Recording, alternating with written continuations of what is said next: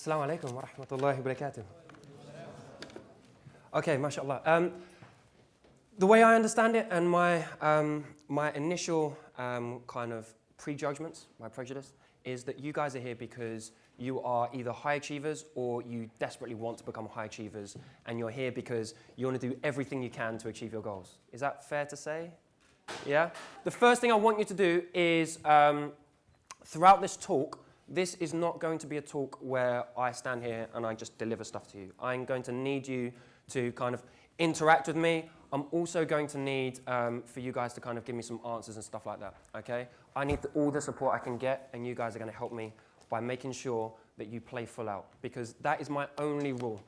All I ask in any of my presentations, in any of my seminars, workshops, anything like that, the only thing I ask is that you play full out. And play full out, you need to kind of make sure you're here, you're present, you're going to give me everything you've got. So, yeah, I play hockey for England, I play hockey for Great Britain. I've managed to travel around the whole world doing it. It's been amazing. Loved every minute of it. But because of that, and because of the kind of the story I've had and things that I've kind of gone through, I've also gone on to become a peak performance coach. And what that means is, again, I get to travel the world and I get to kind of work with people to help them become the best that they can be. I get to help them kind of not only achieve their goals, but to come up with some stuff that people would say, don't ever think of doing that because it's not achievable.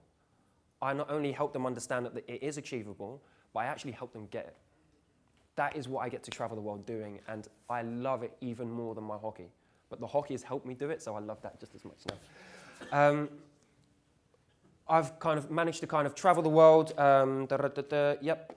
Tonight, what I'm going to do is I'm going to deliver you 3 simple strategies, inshallah, that I've managed to kind of travel the world delivering as part of a program that I run called Path to Ihsan. Okay, that's part of a program that I run.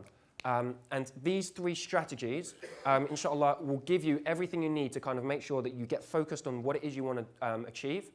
But also on top of that, we're going to make sure that kind of you understand how you kind of then put into action the kind of ideas that are going to kind of really generate the things that you want. So let me just get straight into it.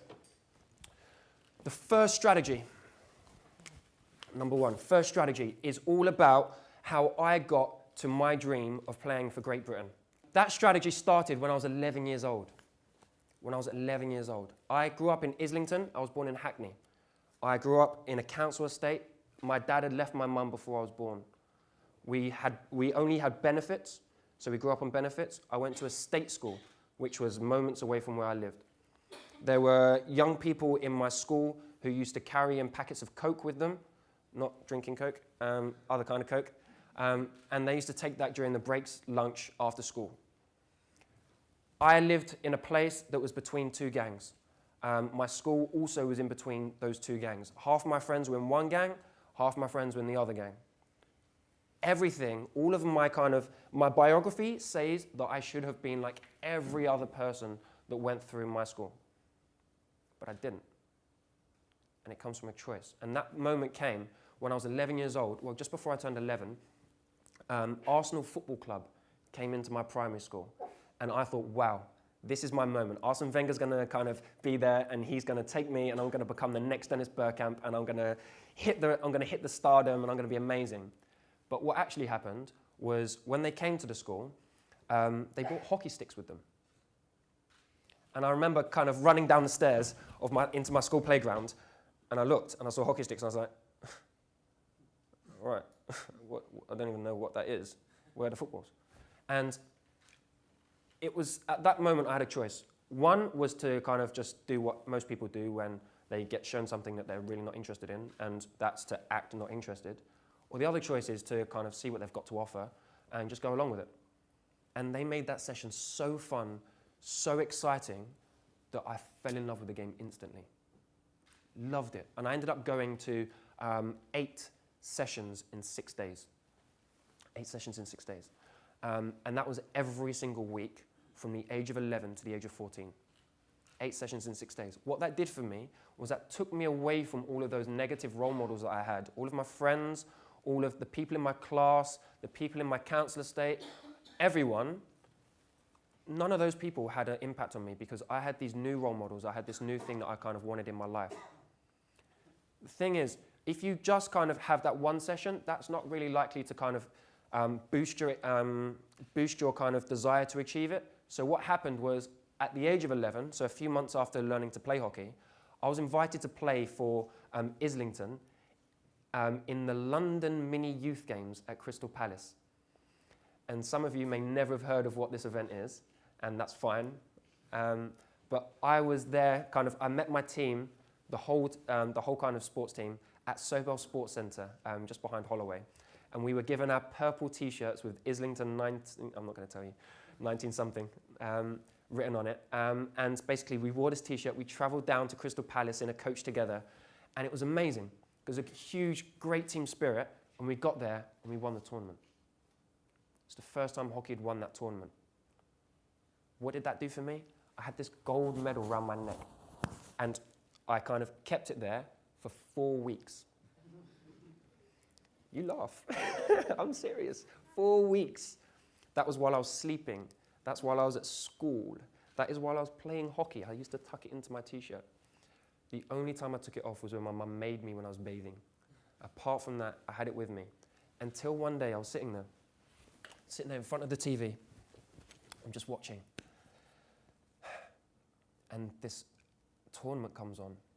And it was so much bigger and so much better and so much more skill involved. And basically, I was watching. This is the first time I ever saw an Olympic Games. And watching these guys who were so much better than me, so much more technically gifted, they were faster, they were scoring better goals. It was so much more exciting to watch. I realized that this gold medal that I had around my neck was not the end. This gold medal was the beginning. So I took it off, put it on the side, and I remember the next day I went to my coach, a guy called Freddie Hudson. He's an amazing man. He's basically the sports development director of Arsenal Football Club. He's helped thousands of kids, close to probably 1 million, around the world. He genuinely helped anyone he can help. Huge smile on his face. He's a beautiful man. Still helps me today. And I went to him. I said, Freddie, I watched TV last night. I know what I want to do. I want to play hockey for Great Britain at the Olympic Games. I'm 11. He turns to me. Okay. I said, no, Freddie, seriously, I want to do it. And this is the first strategy. He said to me, okay, we can do it, but you need to know it's going to take you a while. So the first thing, my strategy is basically, I'm going to take you on a treasure hunt. And I say a treasure hunt because I take everything that Freddie told me and I relate it to kind of how my 3-year-old daughter might understand it. And whether I'm coaching doctors or whether I'm coaching lawyers or I'm coaching kind of a 12-year-old elite swimmer, I don't care who I'm coaching. I go through the same strategy, the same way I'd coach my 3-year-old daughter. So treasure hunt. The first thing Freddie did, or the first thing that I managed to find, was what my treasure is. Second thing you need to know is kind of, I didn't take art as a GCSE. So this is loads of money. There's a pound note. There's my happiness, almost. There's my happiness. That's my treasure. That's something that you do anything to get. Okay? I knew what my treasure was. That was to play hockey for Great Britain at Olympic Games. So that's the first thing you need in your treasure hunt. Hands up, once you've got your treasure, in a treasure hunt story, you've got your treasure, you need to find it. What are you given? Anybody? A map. And that's the second part. And that's what Freddie helped me with. Oh, that's what Freddie helped me with. So I need some help. What do you put on a map? An X, yes. Anything else? A line, a route, anything else? Where you start, exactly. So these are kind of the main components to what you need. You need where you are, where you want to get to, and you need the route that you're going to take to get there. That's the basic map you can get. Now, what Freddie also told me was, okay, you know where you want to get to, you know where you are. You're an 11-year-old kid who plays hockey for fun. Great. There are guys that are doing this for a living right now. So there are going to be things that you need to do along the way to get there. Now, those things we call milestones. So he kind of said, okay, here are the things you need to do. Let's imagine those are kind of things that you see along the route that let you know that you're on the way. For me, those things were, first of all, I had to play hockey for Essex. Essex was my county. Second thing, I had to play hockey for my region, which is east of England. Then I had to play hockey for England juniors. Then I had to play for England under 21s, then Great Britain under 21s, then England seniors, then Great Britain. And then once I played for Great Britain, I was in that squad, I might get a chance once every 4 years to be selected to play in the Olympic Games. And I was 11-year-old, I was like, really? That's quite a lot of work. But we started, and as I said, I trained 8 times in 6 days, and we basically made it, we started along that process. So the next part, you've got your treasure, you've got your map. What's the last part of the story? Anybody? Pot of gold. So how do you get to the pot of gold? You take the steps. Again, not very great drawing, but you take the steps. Thank you very much. So that's what I had to do. I had to actually put that plan, put that map into action. Now, what I had to do, go to each of those 8 sessions in 6 days, and I had to deliver, not just any session, but I had to deliver everything to the best of my ability. Alhamdulillah, I managed in my first year, after less than a year of training, I ticked off the first milestone. I played for Essex under 13s. In the same year, a couple of months later, I played for East of England under 13s. I was happy with myself, alhamdulillah. The next year I went back and I played for Essex under 13s again. East of England under 13s, and I was invited to play for England development team. I was so happy. By the age of 14, I was a regular in the Essex team, a regular in the East of England team, and I was invited to play for I was invited to trial for England under 16s. As a 14-year-old, I was trialing for England under 16s. And I remember we had 3 trials. I went into these trials and I played what I thought was amazing. I was high in confidence because I'm running, I'm flying along my map. And we get to the last kind of session and we have a kind of a team match between us. And we play, and after that match, we kind of get changed and everything else, and we get into the room, and it's about the same size as this, but we were looking along it that way. The coach is at one end, sitting behind a desk, because they didn't want to kind of get jumped on. And the rest of us were kind of in chairs facing them. And they put up 2 lists. Well, yeah, 2 lists, 3 lists. First list was, basically we had 2 tournaments, so tournament 1, tournament 2. They basically chose a squad for this tournament, a squad for this tournament, and then they chose a core squad that was going to both. When they announced the squad, I didn't make it. Didn't know what to do. Didn't know where to look. Didn't know what to think. Didn't know what to say. I had some people kind of patting each other on the back. They were really happy, all that other kind of stuff. My dream had just been kind of thrown away. I don't know what I did with my hockey stick, but I didn't take it home with me. Sat in the car with my mum on the way home, didn't say a word. Didn't go to school for a couple of days, didn't go for training for at least a week. And then Freddie Hudson, an amazing man, I told you, this guy is so good. He took me into the gym at Arsenal Football Club, and he basically sat me down, and after all of the niceties, I could take you through the whole conversation, but we don't have time. After all of the niceties, he basically said to me, do you still want it? Took me straight back to my treasure. Do you still want it? I said, of course I want it, but you told me that I have to go through all of these milestones, and once I hit those milestones, I'm going to get to my treasure at the end. And I've already fallen, like I've already failed. If I can't play for England juniors, then I can't play for Great Britain at the Olympics. So why bother? I'm just going to go back to football. I'm going to go and play with my friends. He said, whoa, whoa, whoa. Let's see it like this. Imagine now you're not playing hockey, and that's where I thought he lost it. Imagine you're not playing hockey. Imagine you are a 110-meter hurdler. Strategy 2. Every time I see Freddie, I always get a strategy. Imagine you're a 110-meter hurdler, and some of you might not be able to see this. That's me in starting position, I guess. And I'm a 110-meter hurdler, and I'm ready to start my race. And basically what happens is I fly out the blocks, and I'm feeling amazing. And you jump over the first one, and you fly over the second one, and you fly over the third one, and you feel like nobody in the world can touch you. You get to the next one, and you fall flat on your face. He said, that's where you are. You've just fallen flat on your face. I said, okay, I'm with you. He said, you've got a decision to make.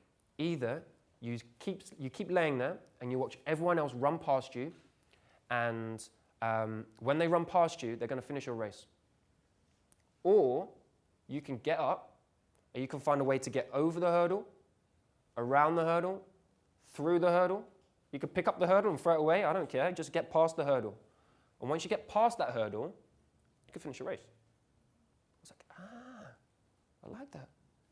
So how are we going to do it? And he said, here's the thing. So going back to the first map, you need to, I'm going to come on to, no. So how are we going to do it? He said, you need to go back and you need to make sure that you are better than everyone else technically when you go back next year. You need to go back and make sure that you're better than everyone else in terms of your fitness. I said, okay, fine. How are we going to do that? He said, you've got to train more. I said, Freddie, I already train 8 times in 6 days. He said, yeah, and that's not enough. So 4 times a week before school, I would go into Arsenal and we'd do fitness or hockey sessions. And that basically meant that I had the foundations and everything I needed to go on. And I played for England under 16s the next year. I played for England under 18s a year young the next year. I played for England under 18s when I should have been playing at the age of 18. But I was also starting right midfield for the under 21s at their European Cup. I went on to, at the age of 19, to be the youngest British player to go and play in the Dutch Premier League, which is basically the best league in the world. I played for the league champions that year. I went on and got to the kind of Junior Olympic Games and all that kind of stuff and got a silver medal. It was amazing. But what did I learn from it? Basically, every time you come to a hurdle and you fall, you need to make sure that you have those 2 decisions. And it's up to you to decide which one you choose. But going back to the map, this map I would say is incomplete. The first map I had is incomplete because all I was looking for were the milestones. If you put into those kind of, again, bear with me, if I put a pirate there, and I know that kind of there's a pirate that I'm going to be facing along the way, what happens is I start to prepare for that pirate. So I know what tools I need to take along with me. I need to know what kind of strategies I need to take to kind of make sure I can defeat that pirate. The same as if there's a shark over here. There's water. There's a shark over there. I know what I need to do to kind of make sure that that shark can't affect me. So that will make sure that if I know what the things that could potentially stop me from getting my goal are, and I know what I need to do to make sure they can't stop me, that means that when I get to that hurdle, I'm already prepared for it. Third thing, I went on, and it was amazing. I managed to kind of get, and when I came back from Holland, I converted to Islam. That's a whole story in itself. I converted to Islam, and that gave me a whole new understanding of what life is and what I could achieve and everything else. It literally opened my eyes and made everything just stand out. And after converting to Islam, I had a kind of couple of years break where I kind of concentrated on my personal life, my family life, got married, had a daughter, all that kind of stuff, and it was beautiful. And then I decided that treasure, I haven't kind of completed it yet. There's still something inside of me that's saying you need to go and do it. So I went and I got back into the GB squad and we was preparing for London. And we did everything. So I got back in the squad. In my first game, we played Argentina. We drew 2-2 and I scored. So on my Great Britain debut, I scored a goal. It was beautiful, best feeling ever. Like I felt like I was flying again. And then just over a year to go before the Olympic Games, playing at Wembley Arena, I fall over and tear a cruciate in my knee. Doctors tell me if I have surgery, I'll miss the Olympics because it'll take me a year to kind of get better. But if I do rehab, I might stand a chance. So I did the rehab route. Within 6 months, I was back running and trying to play hockey. And the coach said, you've got to make yourself available for selection. We've got 2 tournaments coming up. I want you to play, and you're playing for your place in the squad. So I said, okay, fine. I made myself available, played in the games, but I wasn't up to the level. I wasn't fit enough. I hadn't played hockey in 6 months. I wasn't good enough. Coach decided to cut me. I missed my Olympic Games. Here's the thing. I already had this strategy to help me get over that. but I had more than that now. Now as a Muslim, I had strategy 3. Strategy 3 was basically, and I remember him telling me kind of, you're not going to make it. And I said, okay, fine, alhamdulillah. And I was, okay. And basically, in my head, I knew, because my teacher told me, my amazing sheikh, he told me that if you ask Allah for something, and you truly ask him for it, not you wish for it, but you truly ask Allah for something with conviction. If you ask him for that, your treasure, everything links. Basically, what happens is if you don't get that, Allah will give you something either equal to it or better than it. And I was like, I like that. So when he told me, you weren't going to make the Olympics, and I knew that was my treasure, I was like, wow, I'm going to get like treasures all over the place. This is going to be amazing. So that trust in Allah changed my whole mindset, because it was no longer about, this is my Olympic Games, everything has to be focused around this Olympics. It was suddenly, if that's blocked, Allah's got something better planned for me. How can I find it? What's it going to be? I'm waiting. Allah, I'm waiting. And it can be whenever. That summer, I got to travel the world delivering programs. I got to touch so many different lives. I got to do my hockey coaching level 2 and level 3. So now I'm qualified as an international hockey coach. I'm qualified as a life coach. I get to travel the world doing all of this amazing stuff off the back of not going to the London Olympics. And now I'm back in the Olympic squad. I'm preparing for Rio. So I probably still will get to kind of fulfill my treasure. Inshallah. So that's the kind of the thing, that if you focus on what's happening and how bad your situation is right now, what happens is you get lost in that. If you trust in Allah, then anything can happen, and inshallah, you'll get what you want in abundance. So, interactive. What I need. Test. Hands up somebody who thinks they can just tell me quickly the 3 strategies. Nobody. Sorry? Yeah, treasure hunt. Just tell me a little bit about the treasure hunt quickly. Just the 3 steps in the treasure hunt. Know your ex, know your path, and know your beginning, and take the steps. Perfect. Okay, and then what did I say? Oh, the hurdles. Hurdles, yep. Do them. Yep. And then tawakkul. Okay? Perfect. What I'm going to do, everyone give her a clap first of all. What's your name? Kifa? Close enough? What I'm going to do, I'm running a program I'm launching it in 2 weeks, which is basically Path to Ihsan. For the first time ever, I'm running it online.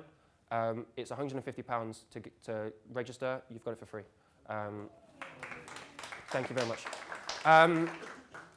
What I want to do is, these need to become your actions. If you genuinely want something, this is proven. I've traveled the world. Thousands of people have had this. If you really want something, make it your treasure. And when I say make it your treasure, really make it your treasure. Not I want it, but you need to come up. The person with the most whys usually has the answer to how. If you really want it enough, you'll find how you can do it. But you need to make it your treasure. Once you've done that, get a map, and the best map. Find the best people, the best mentors. Freddie was the best mentor because he always had the right lesson for me. Make sure that when you see a hurdle, you understand how you can get past it. All it is just a barrier between you and your goal. If you see it like that, you just get it out of the way. And the last thing, Allah is there. He'll always be there. He's with you, He's watching you, and He's your witness. He's your companion in everything, and I just want to leave you with my kind of mission statement, which is every single day, I will live with my Lord as my witness and as my companion. I will be responsible for my responses, and I'll be a benefit to every single situation and person that I come in contact with. Inshallah. I lived these things. If you took a moment to kind of try to think about how you can put these in your lives, inshallah, you can start to see some of the successes you want to see in your life as well. Jazakallah khairan.